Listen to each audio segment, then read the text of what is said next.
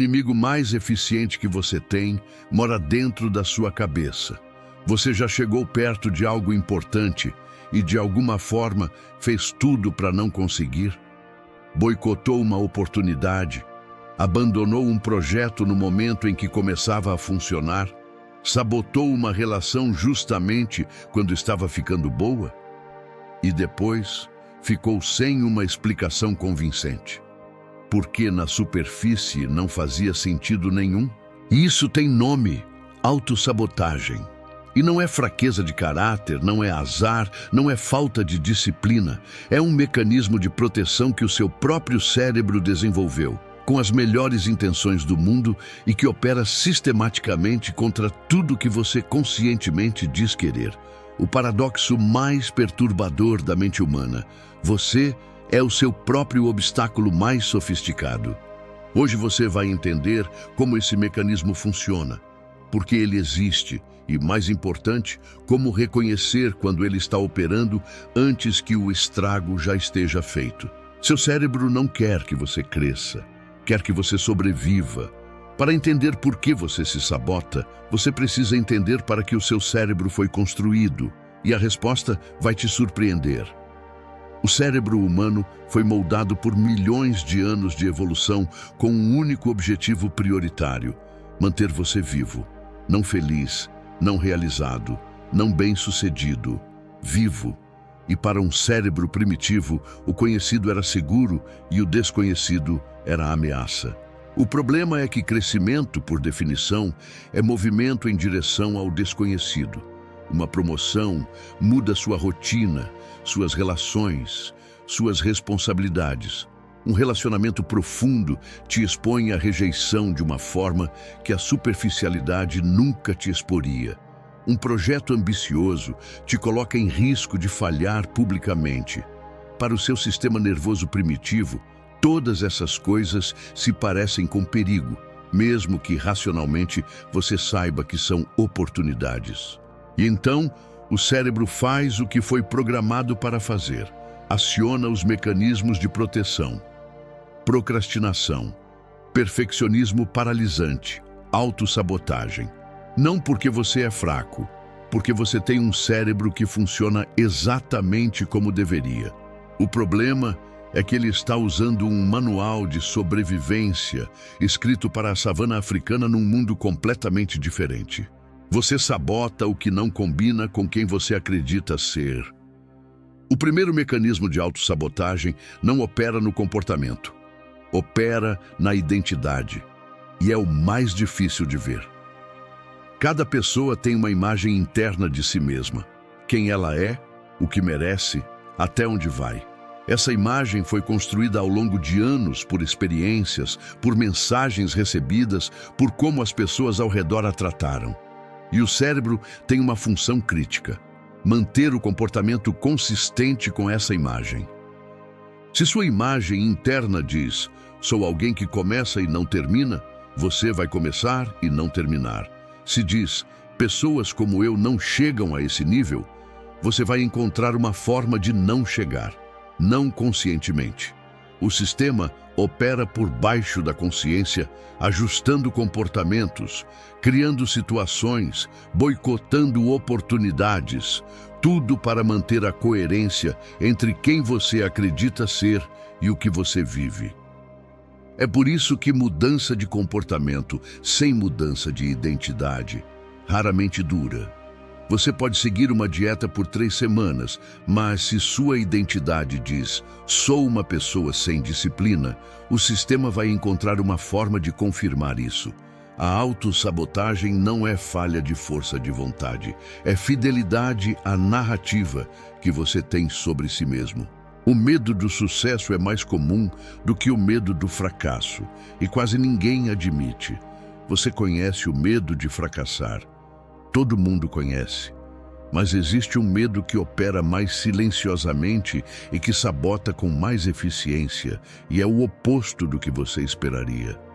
Medo do sucesso parece absurdo na superfície. Quem teria medo de conseguir o que quer? Mas quando você vai fundo nas camadas do que o sucesso realmente implica, a resposta começa a fazer sentido perturbador. Sucesso muda expectativas, seus e dos outros. Quando você alcança um nível, passa a ser esperado que você se mantenha nele. A pressão sobe, o espaço para errar diminui. As relações mudam, algumas pessoas se afastam, outras se aproximam com intenções que não são claras. Sua identidade precisará se reorganizar, sua rotina mudará. Coisas que você usava como desculpa, quando eu tiver mais tempo, quando eu tiver mais dinheiro, deixam de funcionar. Para alguém que cresceu num ambiente onde se destacar gerava punição, ciúme, crítica, abandono, exposição, o sucesso foi associado ao perigo. E o sistema nervoso aprendeu a boicotar exatamente antes da linha de chegada. Não para te prejudicar, para te proteger do que aprendeu que vem depois da vitória. Perfeccionismo não é busca pela excelência, é medo de ser julgado com nome bonito. O terceiro mecanismo é o mais socialmente aceito, o mais elogiado e um dos mais eficientes para não chegar a lugar nenhum. O perfeccionista não está buscando qualidade, está evitando exposição, porque enquanto o projeto não está pronto, enquanto está sendo refinado, ajustado, melhorado, ele não pode ser julgado. E se não pode ser julgado, você não pode ser rejeitado. O perfeccionismo é, na essência, uma estratégia de controle de risco emocional disfarçada de padrão elevado. A diferença entre perfeccionismo e busca genuína por excelência está no que acontece quando o prazo chega. Quem busca a excelência lança com o que tem e melhora. Quem tem perfeccionismo como mecanismo de defesa encontra mais uma coisa a ajustar. Porque lançar é um momento de risco real e o sistema vai adiar esse momento o quanto puder. Brené Brown, pesquisadora de vulnerabilidade, descreve o perfeccionismo como escudo, e escudos protegem, mas também pesam. Quem carrega o escudo do perfeccionismo chega mais devagar, cansa mais rápido e frequentemente nunca chega. Porque o projeto perfeito não existe e esperar por ele é a desculpa mais elegante que a autossabotagem já inventou. Quando autossabotagem é fidelidade inconsciente a quem te ensinou que você não merecia, esse mecanismo é o mais profundo e o mais importante de entender, porque sem ele, os outros três fazem sentido na teoria, mas não mudam na prática. Existe uma forma de autossabotagem que vai além da neurologia e da psicologia do desempenho. É a que tem raiz em mensagens recebidas muito cedo, de pais, de figuras de autoridade, de ambientes que comunicaram de formas nem sempre explícitas. Você não é suficiente, você não merece demais, ficar no seu lugar é mais seguro. Quando uma criança internaliza essas mensagens, e crianças internalizam tudo, porque não tem filtro crítico desenvolvido, elas se tornam parte da arquitetura de quem ela é. E quando adulta, toda vez que ela constrói algo que contradiz essa arquitetura, o sistema entra em conflito. Merecer demais parece uma traição. Ultrapassar os pais parece uma ofensa. Ter uma vida muito diferente da que o ambiente esperava parece perigoso de formas que não consegue nomear. A autossabotagem, nesse caso, não é fraqueza. É lealdade. Uma lealdade inconsciente a um sistema que já não existe, mas cujas regras ainda operam dentro de você. E reconhecer isso não é culpar os outros, é recuperar a autoria da própria história. Você não para de se sabotar por força de vontade, para quando muda o que acredita merecer.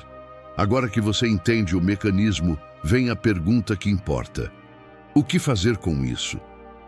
O primeiro passo é o mais contraintuitivo. Parar de tratar autossabotagem como inimiga. Ela não é. É um sistema de proteção que ficou desatualizado. E sistemas de proteção não se desligam na força, se atualizam com evidência.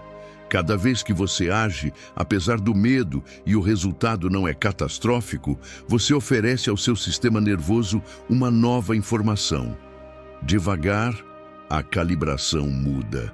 O segundo passo é nomear o padrão em tempo real. Autossabotagem opera na inconsciência. Quando você consegue dizer, estou procrastinando porque estou com medo de ser julgado, você tira o mecanismo do automático. Não desaparece, mas perde força. O que tem nome pode ser questionado, o que opera no escuro não pode. E o terceiro, o mais lento e o mais transformador, é trabalhar a crença sobre o que você merece. Não com afirmações positivas vazias. Com evidência acumulada de que você é capaz, que o risco pode ser gerenciado, que sucesso não precisa ser acompanhado de punição. Esse processo leva tempo.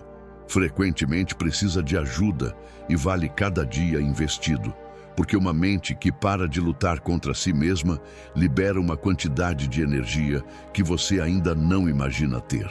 Sua mente não é sua inimiga, é uma aliada que ainda não foi atualizada. 4 mecanismos, todos construídos para te proteger, todos operando contra o que você conscientemente quer. Esse é o paradoxo central da autossabotagem e é também o que a torna tão difícil de combater com as ferramentas erradas. Você não se sabota porque é fraco. Você se sabota porque tem uma mente que aprendeu, em algum momento, que ficar pequeno era mais seguro do que crescer.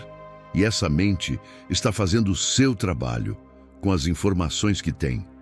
A mudança começa quando você para de se punir pelo padrão e começa a entendê-lo, quando curiosidade substitui autocrítica, quando você trata o mecanismo com a mesma compaixão que trataria um sistema de alarme disparando sem motivo real, não com raiva, não com vergonha, mas com a pergunta certa: o que esse alarme está tentando me proteger?